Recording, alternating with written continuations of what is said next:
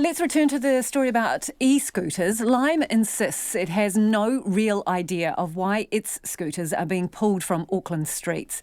The council's ordered the e-scooters be deactivated by midnight Monday. At the same time, it's issued 3 licences to new operators and extended the run of a 4th. Earlier this year, some Lime scooters suffered a serious braking fault and the council imposed tougher reporting requirements.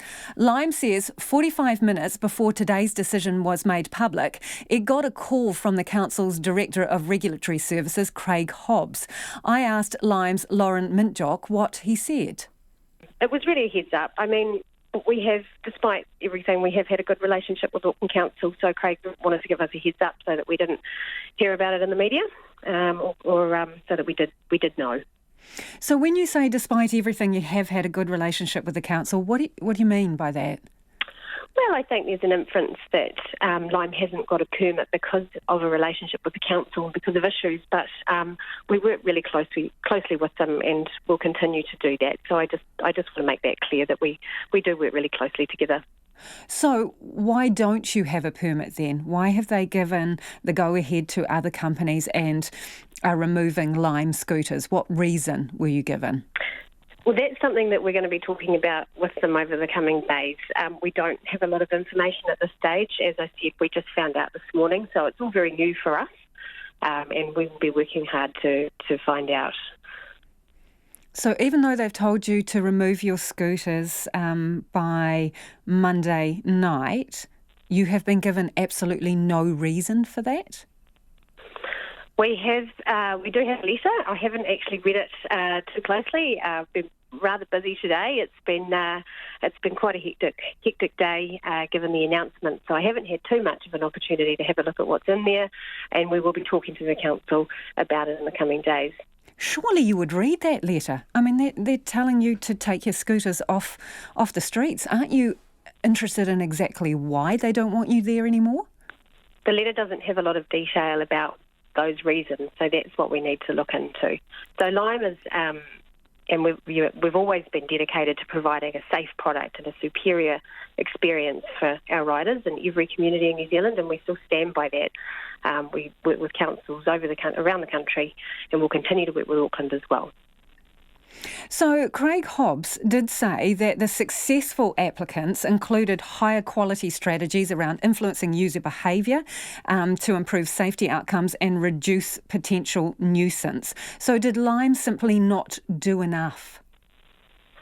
Again, without knowing what they've proposed and whether the councils had the opportunity to test those, I can't really comment. Lime does a lot of work to incentivise riders to park responsibly. We have a lot of mechanisms to deal with nuisance and clutter. We've got a huge team in Auckland who've been working on this for a year. We've got the experience and we stand by that. So we'll be talking to them about what other operators may have proposed. So what do you think's going on here? I'm not sure. Really? Yeah, I think, as I say, we found out this morning. We're very disappointed, and we'll continue to talk to the council about it. We're not going anywhere. Lime still operates in other markets. We are a scooter company that is here for the long run, and we'll continue to talk to the council about what's happening in the next 6 months. Do you feel you're being scapegoated here? I think we do have some of the disadvantages that come with being a first mover. Lime has had a lot of attention on it since we've launched here. We've also had a few issues that we need to acknowledge. We've worked really hard to get over those, but I think that e-scootering is synonymous with Lime, and that's probably part of this. Okay, so when you say you have had a few issues, what are the things that you think have worked against Lime? We had the wheel locking issue in February that was quite difficult. We have worked through that, and we've worked really closely with the council since then. So that obviously is something that was quite sort of high up in everybody's attention and continues to be honest. So you've had some serious accidents, including a death involving a Lime scooter. Is there anything that you could have or should have done better? We're always working to improve, and in terms of the tragic death in September, we're working really closely with the authorities on that. I can't comment too much on it because it is before the coroner. We're always working to improve our product and improve our services and the way we operate. Is there something you need to improve that. as a result of that death? Is there anything that suggests there was something wrong with the scooter at all? There's nothing that suggests there was anything wrong with the scooter. Have you complied with all your council reporting requirements? We comply with the council and we provide weekly reports to them, yes. So you can say categorically that you have complied with all your council reporting requirements during this trial? So during the trial, we have had a really close relationship with the council. We meet with them regularly. We have an operations team here who comes and talks to them as well. We update them on a really regular basis about our products and our services, and we do our very best to communicate everything, and we'll continue to do that. So is that a yes? You have absolutely complied with all your reporting requirements to council? We comply with our reporting requirements to council to the best we can. To the best you can? What does that mean? That's right.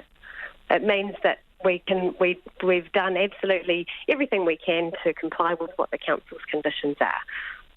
So does that mean sometimes you have been non-compliant? No, it just means that we do comply with the council and we're really working hard with them. We do, as I say, we talk to them all the time. We have a good relationship and we hope to continue that. As best you can? We do hope to continue our relationship with them, yes. How many serious accidents have you reported this year? I don't have a number off the top of my head. You don't know that information? Scooter riders in Auckland over the past year have taken more than 2 million rides, which is an amazing achievement. In New Zealand, we have done 4 million rides. Understand that, but obviously your requirements for reporting mean that you need to report all serious accidents to the council.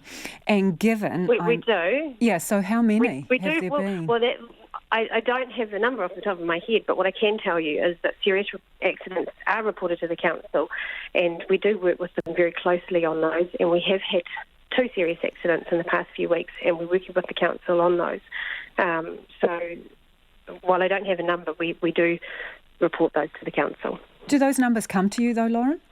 Is there something you keep an eye on? We monitor very closely what's going on in the community. No, I mean. Does that information come to you directly, the number of serious accidents? Not always. So just like with any form of transportation, there are accidents and there are risks of accidents. Often if people do have something happen, they don't come to us. So we're sometimes the last to find out.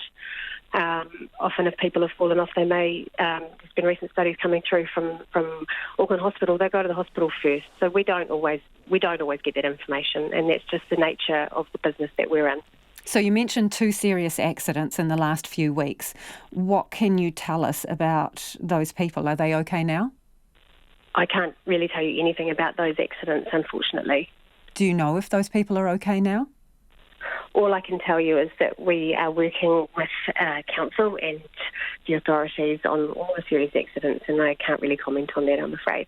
Why not? Have you got some kind of non-disclosure agreement? No. Okay, so do you know if those people are okay now that had serious accidents while riding your scooters?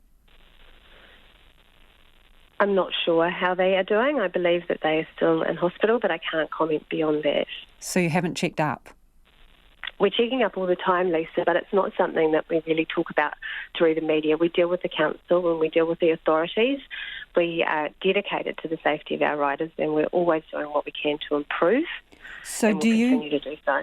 Do you know if there were any issues with your scooters in those 2 incidents? We have no reason to believe there was anything wrong with our scooters. We stand by the safety of our scooters. We have the safest and most robust scooters on the market in New Zealand that are designed for the sharing economy. So does the data on board those scooters indicate to you that there was nothing wrong with the scooters involved in those 2 serious incidents? I can tell you that we don't have any reason to believe that there was anything wrong with the scooters, and that's all that I can say about that, unfortunately. What informs that belief? We have really robust processes in the back end, so we can check our data. We've got a whole lot of ways that we can check that. So your data does confirm there was nothing wrong with those 2 scooters? All I can say again is that I can't comment any further than what I've just said on those 2 Again, accidents. why can't you confirm whether or not there was faults with your scooters in those accidents? I just told you that we don't have any reason to believe or any evidence to believe that there were any faults about that, but I can't comment beyond that. How much money has Lime paid out for people being involved in accidents in New Zealand? I don't know. So you do pay out and you have paid out? Lime has a compensation process where riders can ask to be compensated.